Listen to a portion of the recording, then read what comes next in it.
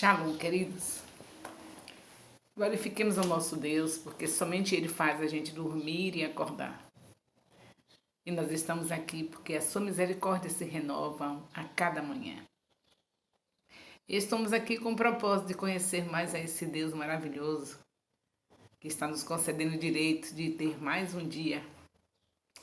E é uma maneira muito boa para a gente estar agradando a Ele, é fazer o que Ele o tempo todo nos fala. Ele diz o tempo todo para meditar na palavra, meditar na palavra. Ele diz até que dá prêmio para a gente se a gente meditar na palavra. É tão importante. Ele, quando entregou o Pentateuco, você sabe que o Pentateuco foi entregue na entrada da terra de Canaã, quando eles entraram na terra prometida. Josué já entra com o Pentateuco.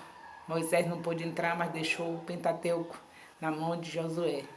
E logo, logo você vê no livro de Josué o Senhor dizendo para ele não se apartar, que a boca dele estivesse sempre pronunciando, lendo, ouvindo e os ouvidos sempre atentos para ouvir, para passar, para aprender a palavra. Então nós estamos na rota certa.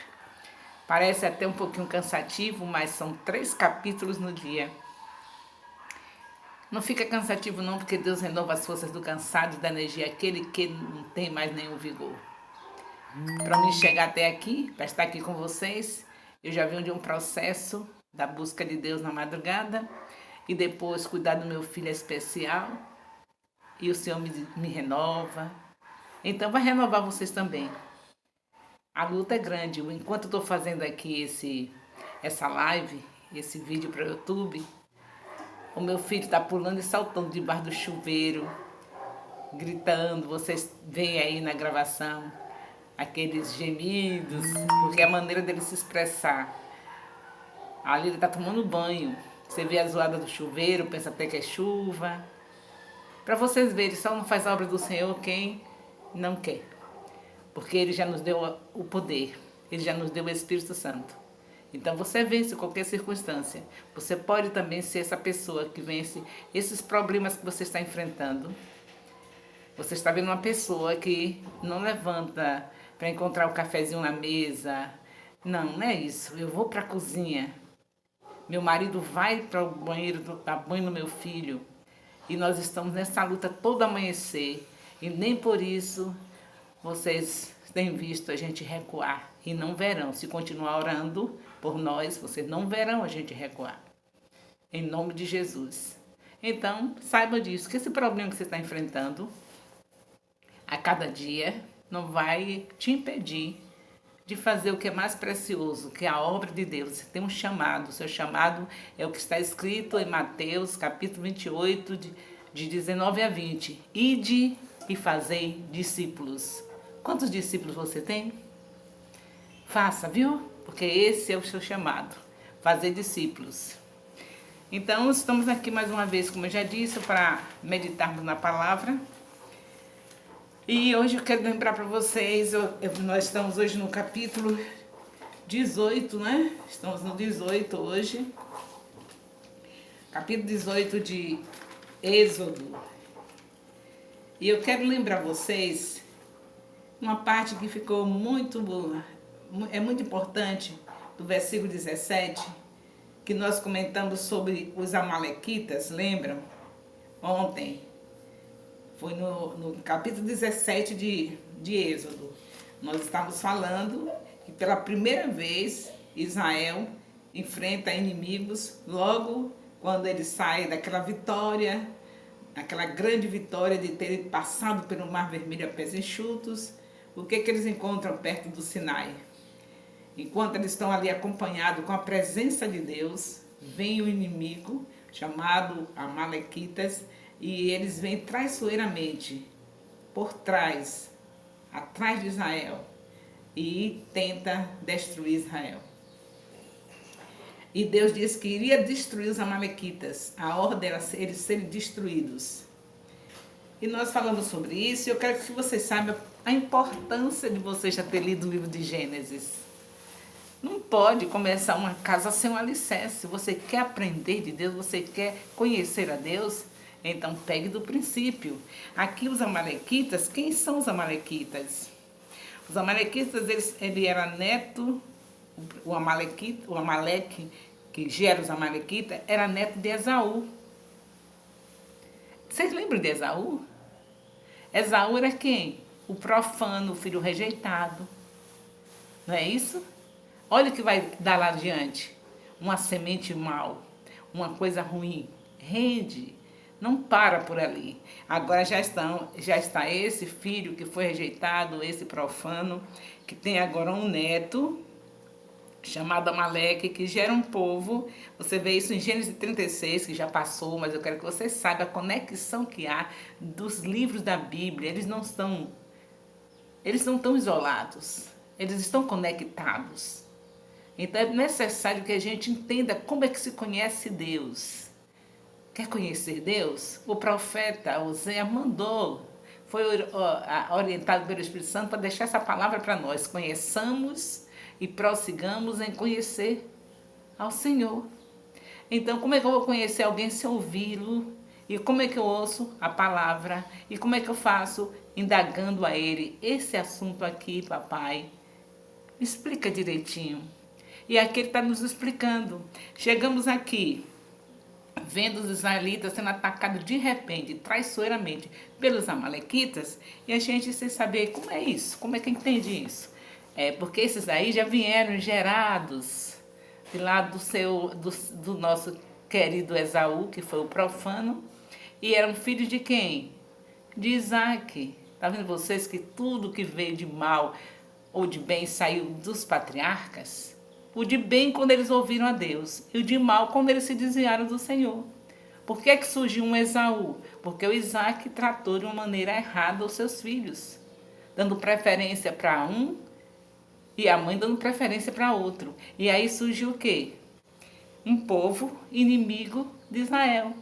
Esse mesmo povo que eles estavam sendo capacitados para gerar, nesse mesmo povo eles geraram inimigos para esse povo. Deu para entender? Qualquer dúvida você já sabe. É telefone 34216143. Marca e nós conversamos. Não fiquem com dúvida, porque nós estamos aqui com o propósito de conhecer a Deus. Então a gente não pode pensar que o nosso Deus é um Deus assim, que faz as coisas de qualquer jeito, não. Como é que ele está trazendo um povo?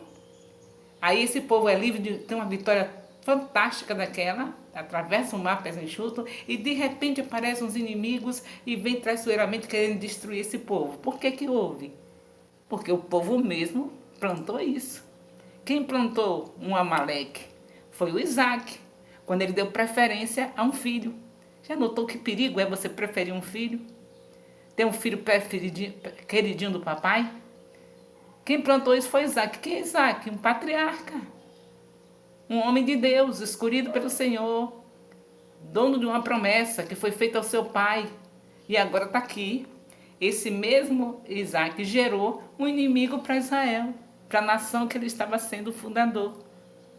Porque cada patriarca, Abraão, Isaac e Jacó, eles estavam fundando uma nação. E eles mesmos produziram inimigos para essa nação. Por isso nós precisamos estar nessa caminhada juntos, conhecendo o nosso Deus, para ter as explicações que a gente precisa. Porque nós não estamos querendo aquela fé de imprudência, não. É uma fé verdadeira, onde nós conhecemos realmente o que Deus está dizendo, sabendo o que Ele está fazendo em cada versículo da Bíblia. Então vemos aqui, eles viviam, esses amalequitas viviam, normalmente eles viviam no deserto de Negueb, entre Beceba e Sinai. Para vocês entenderem mais sobre isso, vai fazer uma pesquisazinha, vai ver quem é esse Negueb, quem é esse... as coisas, os nomes que você achar difícil. Graças a Deus nós estamos em um tempo que facilita para nós, os filhos de Deus, estudarmos. Então você vai ver as coisas que você ouvir falar que tiver difícil, que não dá para a gente estar explicando tudo, né? O tempo nosso é curto. Então eles viviam assim, nessa região, no deserto de Negueb, entre Beceba e Sinai. Por isso que eles atacam quando o povo de Deus chega ali, está chegando perto de Sinai, eles vêm tradicionalmente, porque eles viviam nesse deserto, viviam nesse lugar, onde já fica ali para fazer as emboscadas deles. Está registrado em número 13, Números capítulo 13, versículo 29, em 1 Samuel 15, falando sobre o que eu estou dizendo para vocês agora. Está tudo aqui registrado na Bíblia. Nós sabemos que por conta dele, Moisés teve que ficar com as suas mãos seguras por Arão e por Ur. Lembram dessa batalha? Essa batalha é famosa de anos e anos que nós estudamos, né? Fazemos esses estudos anualmente em relação a Moisés nessa luta, primeira luta deles, primeira batalha, de estar lá Moisés com os braços cansados e agora Arão e Ur sustentando os braços de Moisés para que ele vencesse, porque com eles com a mão levantada, o povo prevalecia, vencia. Mas o Senhor disse que estava odiando os amalequitas por causa disso que eles fizeram, os israelitas, e disse que eles teriam que ser destruídos. E você vê a destruição deles, eu quero logo dizer para você, vai chegar lá no assunto, vamos chegar até lá, mas eu quero prevenir, dizer para vocês. Os amalequitas foram aqueles que Deus ordenou a Saul para matar e não deixar nada e nem pegar os despojos. Vocês já sabem disso? Sei que sabem, mas sabia de onde eles vieram? Não sei se vocês sabiam disso. Então saiba por que nós encontramos inimigos pela nossa frente. Geralmente fomos nós que criamos. Fomos nós que demos lugar para que houvesse inimigos nas nossas vidas. Não foi somente o povo de Israel, não. Nós somos assim também. De vez em quando a gente se esquece de quem está dentro de nós, que é o Espírito Santo, e em vez de trazer o benefício para alguém, trazemos o mal. E aí, adiante nós achamos. Tudo que a gente planta, a gente colhe. Fiquemos atentos somente ao Espírito de Deus e à Palavra de Deus, para que a gente não produza inimigos para lá adiante nós estarmos enfrentando eles. Porque o mesmo Deus de Israel é o mesmo Deus de hoje. Ele vai vingar os nossos inimigos. Mas não é bom que a gente tenha que enfrentar inimigos por conta das nossas próprias fraquezas. Devemos ser fortalecidos pelo Espírito Santo. Ele veio para isso, para nos fortalecer. E aqui nós vemos que Deus ordena a Saul para matar todos vocês. Às vezes nós lemos a palavra, diz que Deus é esse? Vai destruir tudo, nem os animais, vai ficar tudo. Porque Deus tinha odiado Amaleque pelo fato de atacar Israel covardemente. A glória do Senhor, a coluna de fogo, ele não respeitou a presença. Ele enfrentou assim. E Deus disse e foi feito. Saul não fez. Aí Samuel, o profeta Samuel mata o rei dos amalequitas, o Agag. Depois disso, e completou, matou mais amalequitas, o Samuel, o rei Saul se negou a fazer. Aí Samuel vem e mata o rei deles. Aí nós vemos depois Davi completar a destruição dos amalequitas. Davi vem e destrói. Vejam bem, Deus deu a ordem, Saul não fez, Samuel matou o rei, depois veio Davi, matou mais amalequitas, e por último, Ezequias, o rei Ezequias, pegou ainda os últimos amalequitas que existiam, os poucos que ainda existiam, Ezequias acabou de destruir. Então, do jeito que Deus disse, os amalequitas foram tirados da face da terra, porque de uma maneira desastrosa, de uma maneira covarde e sem respeitar a glória de Deus que estava acompanhando o povo de Israel, ele enfrentou. E por isso não teve chance. Nem os despojos eram autorizados para pegar, de tão malditos que eram. E de onde vieram? Do filho de um patriarca. Porque foi através do filho de Isaac, o Esaú, que surgiram os amalequitas. Isso foi de ontem que eu não dei esse esclarecimento. E como eu já disse a vocês, nós estamos conhecendo Deus. E para conhecer Deus tem que pegar todos os detalhes, queridos. A palavra de Deus não é para ser desperdiçada. Tudo é importante. Hoje nós estamos no capítulo 18. Eu já quero logo lhe falar do Jetro. Antes de entrar no capítulo, já quero dizer logo do Jetro. Algumas observações sobre o Jetro. O Jetro é sacerdote de quê? Dos midianitas, não é? Sacerdote de Midian, não é? Dos midianitas, não é? De onde são os midianitas? De onde vieram eles? Eu só estou provando a vocês que é necessário seus netos, seus filhos estarem estudando o livro de Gênesis. É fundamental. É o livro apologético, é defesa da nossa fé. Você precisa sentar com seus filhos e ensinar o livro de Gênesis. Você precisa colocar isso no seu ministério para nossas crianças aprenderem na escola dominical. É preciso que na rede de criança tenha esses assuntos, porque é nesse ponto aí que o pessoal se desvia quando chega na faculdade, por não saber como é Deus, não saber, não ter conhecimento de Deus, não saber a razão dessas histórias que estão aí, contada pela metade, passada por cima, e você sabe que nossos jovens são muitos inquietos e são muito. A situação é que eles ficam curiosos e nessa curiosidade eles encontram respostas distorcidas dentro da faculdade. Preciso ter as respostas sérias, como elas são, da palavra de Deus, como ela está sendo aqui agora e como será sempre, porque Deus vai trazer um novo povo que estará derramando, o Espírito Santo derramando. Quando o Espírito Santo está derramando, o pessoal leva para o outro lado, de pular e saltar. Quando ele está derramando, é quando você está transbordando da palavra, quando você abre a boca e só sai a palavra. Isso é o derramado do Espírito, porque quando você abre a boca e só sai a palavra, é sinal que Jesus está prevalecendo na sua vida. A palavra é vivida que eu estou falando, porque o diabo também sabe a palavra e não tem nada de Jesus na vida dele. Mas estou falando a palavra vivida, falada, vivida. É isso que Deus quer. É assim que é o transbordar do Espírito. E esse é o tempo da gente transbordar do Espírito. Atos 2,17. Então não teremos nossos netos, nossos filhos, mas se desviando do caminho, saindo da presença de Deus, por ter uma Bíblia que eles não entendem nada. Que negócio é esse? Aí começam as polêmicas, chega na faculdade, o campo todo minado, todos esperando por eles para afundá-los no ateísmo, no materialismo, no humanismo. E nós não vamos deixar em nome de Jesus. Nós vamos ler a Bíblia de Gênesis e Apocalipse para que tudo que o diabo fez seja desfeito pelo poder do nome de Jesus. Então nós vemos aqui o Jetro, sacerdote de Midian, história linda aqui de Gênesis 18, né? Quem é esse Jetro? Esse Jetro, meu Deus, esse Jetro veio derivado também de onde? Se ele era sacerdote de Midian, se ele estava entre os midianitas, ele era de onde? De onde ele veio?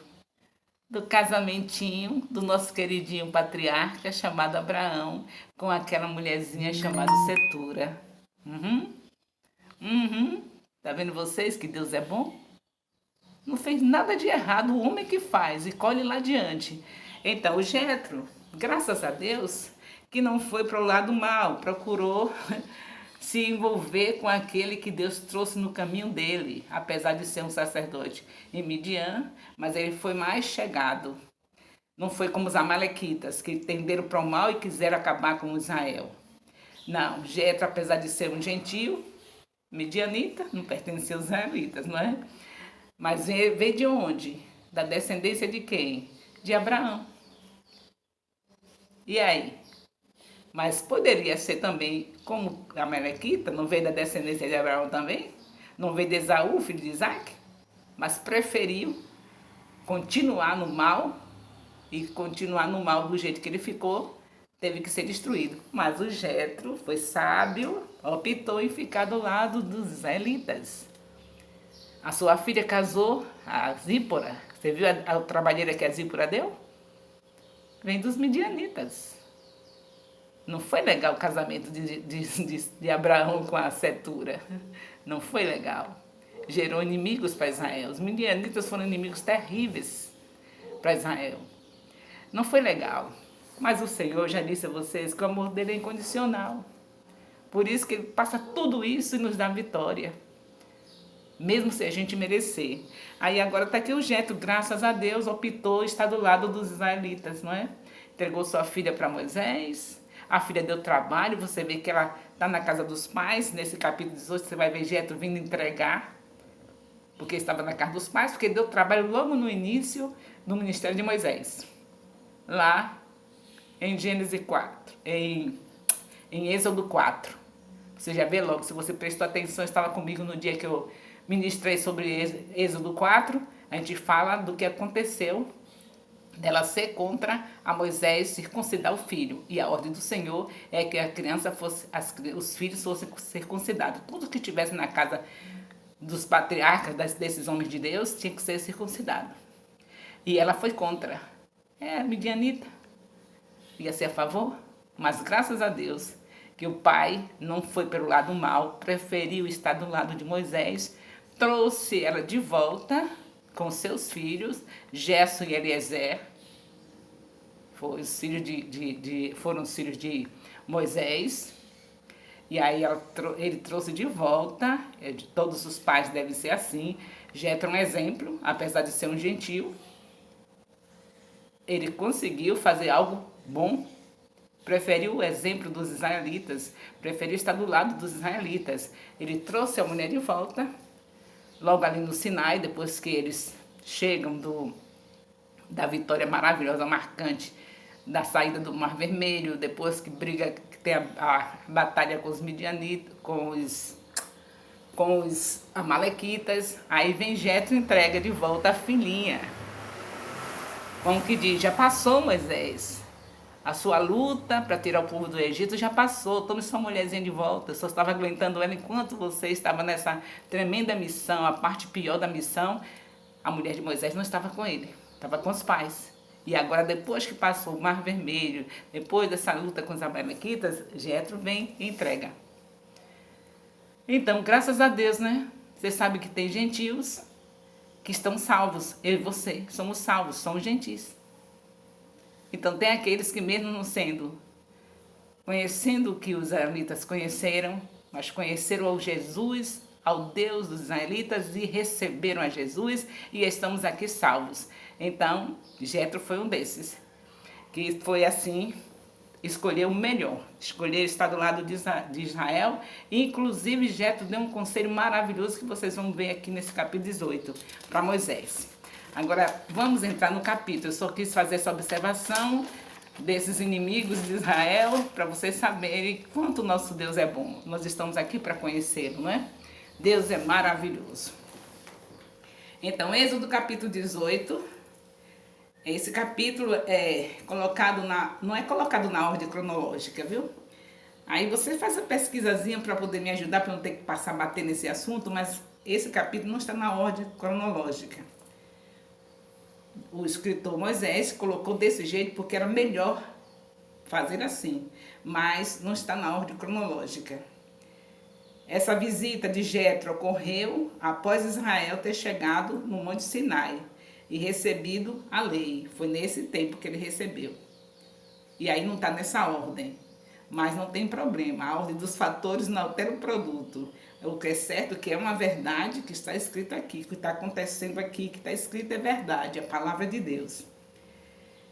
Estas são algumas possíveis razões para que você esteja sabendo que essa narrativa não está na ordem cronológica. Você prova através dessas observações que eu vou fazer agora.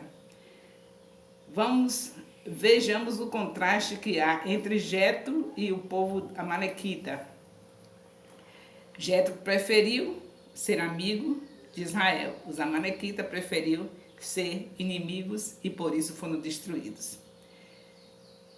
Moisés relata esses eventos de Êxodo 18 a fim de não interromper a narrativa de recebimento da lei. Então, segundo os estudiosos, nessas nossas pesquisas que Deus tem dado o direito de dar sabedoria dele para nós, se descobre que Moisés resolveu escrever fora da ordem cronológica pelo fato de que ele não queria interromper aquela parte do recebimento da lei, que é logo depois que ele vai para o Sinai, recebe os 10 mandamentos, recebe as revelações do Pentateuco.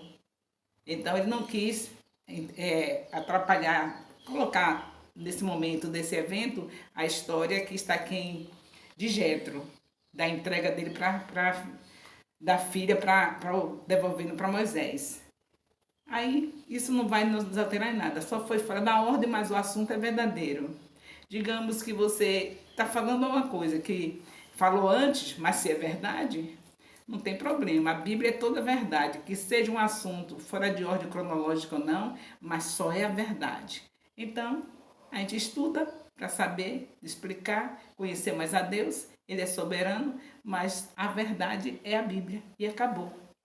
Pode estar fora da ordem cronológica ou não, mas é verdade. O que está falando aqui é o que aconteceu. Louvado seja Deus. Então, no versículo, agora vamos ler os versículos 1 e 2, onde está a passagem que Moisés enviou Zípora para Midian.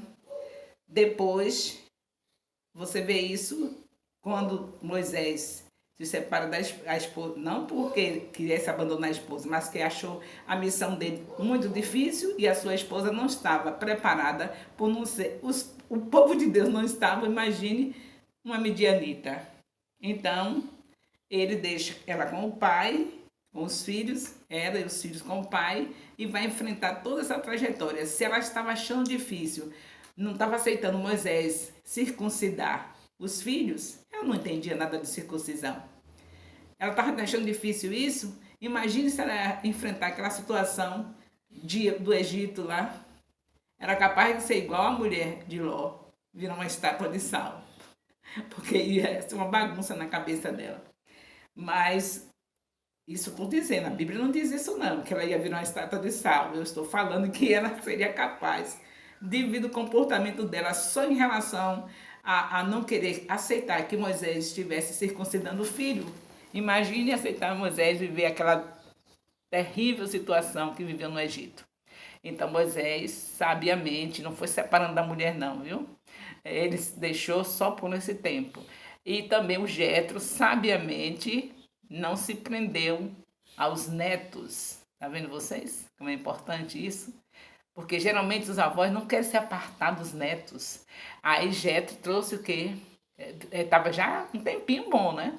A gente sabe que foi um tempo enorme Moisés nessa luta lá no Egito. E ele, o Jetro, com a mulher de Moisés, a Zípora, com seus netos, podia ficar lá caducando, né? Aquela coisa toda de avô com neto. E depois, olha, Moisés está na luta lá, minha filha, fique mais um pouquinho por aqui, esperar que morresse para poder os netos ir para a mão de Moisés. Mas graças a Deus nós temos aqui um exemplo de um midianita. Não era alguém conhecedor de leis de Deus, mas teve muitas atitudes que muitos servos de Deus precisam aprender. Ele olhou, observou que tinha alguma coisa que não estava bem em relação a Moisés estar sendo juiz daquele povo todo. E esse foi um bom conselho. Deus deixou aprovado o conselho de Jetro, sendo midianita, um conselho para Jetro, para Moisés. E a outra coisa, o exemplo dele como família. Assim que Moisés se viu livre da parte pior da missão, ele veio e entregou a filha com os netos. Não teve nada de que se aproveitar da fraqueza do momento de Moisés não aguentar levar a esposa nessa luta, para depois tomar posse dos netos e ficar com a filha presa ali, para poder manter os netos com ele. Cada qual no seu cada qual. Essa é mais uma prova do que eu sempre tenho falado. Não devemos nos meter nas situações dos nossos filhos. Casou, vão ficar lá com netos e tudo. E agora Deus vai ouvir as nossas orações. Nós oramos para que Deus abençoe os netos, abençoe os filhos, mas não temos o direito nem o dever de aguentarmos nora, nem filhos dentro de casa só para poder manter os netos. Quem se envereda por os caminhos errados, adiante recebe sempre a recompensa. Deus não abandona, mas recebe a recompensa. Deus mostra todas as respostas aqui na Bíblia, tudo de situação de família, tudo que devemos fazer. Está aqui tudo bem claro. Jetro era um ignorante da palavra. Mas, no entanto, ele procedeu como alguém sábio, alguém que conhecia Deus.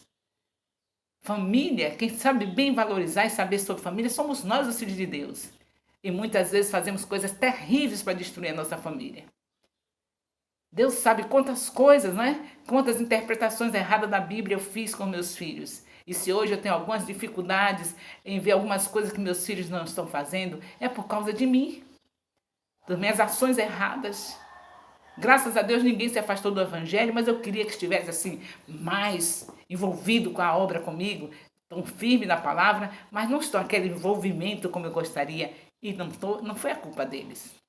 Tenho certeza que foi os meus plantios, as interpretações erradas da palavra. Nós precisamos conhecer a Deus e falar a palavra como ela é. Então a Bíblia deixa a resposta para tudo. Está aqui o Jetro entregando a filha e o neto. E não era um conhecedor da palavra. Não sabia o valor de uma família como os filhos de Deus devem saber. Se não sabe, mas a obrigação é de saber. Então tem lições extraordinárias nesse capítulo. Nosso tempo, como sempre, não dá para a gente passar tudo, mas é bom que vocês repassem esse capítulo 18. Você já sabe quem era o Jetro. Era uma pessoa que não tinha conhecimento de Deus. Ele era sacerdote de quem? Dos midianitas. E de onde vieram os midianitas? Do casamento de Abraão com Setura. E os midianitas não tinham nada a ver daquela bênção de Isaac, aquelas coisas todas, não tinha. Então, os midianitas eram apenas aqueles que se tornaram inimigos de Israel. E ele era sacerdote desse povo. No entanto, ele trouxe benefícios para Israel. Devolveu a esposa do Moisés e também aconselhou a Moisés a atuar de uma maneira sábia. Deus faz essas coisas para saber para nós sabermos que bastou dar lugar a Deus, seja quem for, Ele usa. Bastou se disponibilizar. Então, que os filhos de Deus se disponibilizem sempre para que nós não sejamos envergonhados diante daqueles que nem conhecem nada do que nós conhecemos, mas que se deixam ser usados. E Deus usa. Até uma jumenta foi usada. A jumenta não tinha escolha, né? Mas o ser humano escolhe se disponibilizar ou não. E Deus é dono de tudo. Se você se disponibilizar, é o melhor que se faz. Então, queridos, aqui ficou essas lições. Nós sabemos que Jetro morava perto do Sinai, né? Por isso que quando Moisés estava apacentando lá em Êxodo capítulo 3, logo no início, apacentando as ovelhas de Jetro, estava aberto do monte de Deus, que é o único monte que recebeu esse nome. O Monte Sinai recebeu o nome de Monte de Deus. Foi ali que o Senhor fez o maior avivamento. O primeiro avivamento de toda a terra, de todo o povo de Deus, foi esse. No Monte Sinai, o monte fumegava. Ninguém podia encostar nele. O Senhor se apresentou de uma maneira tremenda e maravilhosa. Mas eu quero dizer para você que esse avivamento foi o avivamento da lei. E nesse avivamento teve morte. Porque o povo não conseguiu entender. E morreram porque fizeram um bezerro de ouro enquanto esperava Moisés, que estava em pleno avivamento, recebendo de Deus tudo o que precisava, aquele fogo do céu, aquela presença maravilhosa e as tábuas da lei. Esse foi o primeiro avivamento e o povo morreu. Mas no avivamento de Atos 2, o avivamento de Sião, aí é diferente. Mais de 3.000 almas foram vivificadas, receberam Jesus de uma só vez, através de Pedro. Veja a diferença da lei para a presença da graça. A graça é diferente. Vivifica, a lei mata. Porque se não fizer como foi dito, morre. E foi o que aconteceu lá em Sinai. De tudo que estava escrito naquelas tábuas da lei, os homens lá embaixo, os israelitas estavam fazendo o quê? A idolatria. E nas leis estava escrito o quê? Adorarás somente o Senhor, teu Deus.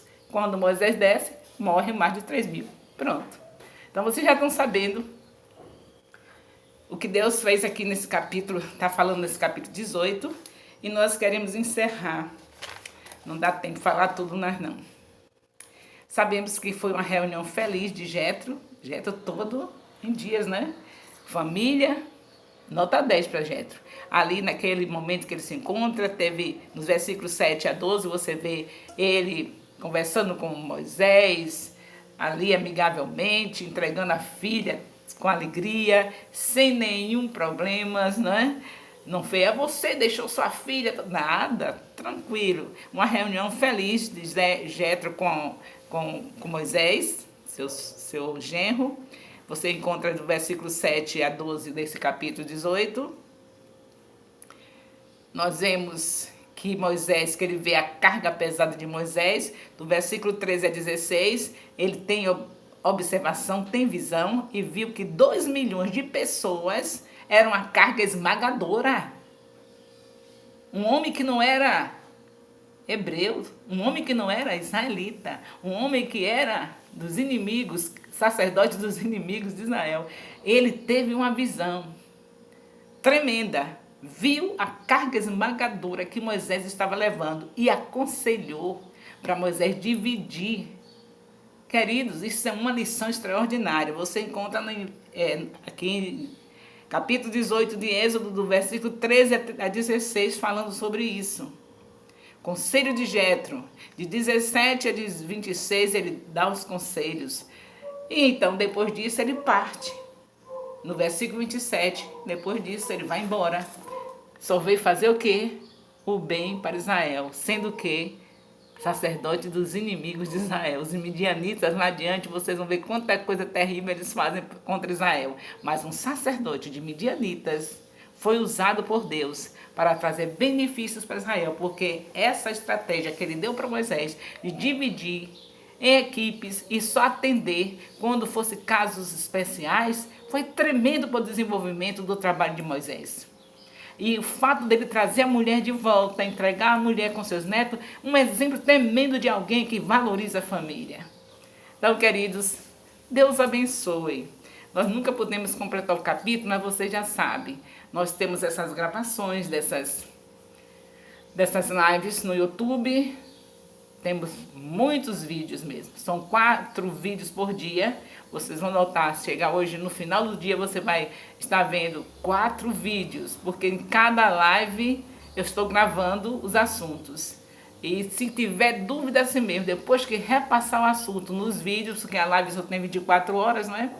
Mas se você for para o YouTube, vendo os vídeos, repassar, tiver dúvida, nos procure, que eu sei que o Espírito Santo vai continuar nos usando. Nós vamos aprender mais e vamos conhecer mais a Deus. Que o caso é esse, o foco é esse. Conheçamos e prossigamos em conhecer mais a Deus. Então, beijo no coração.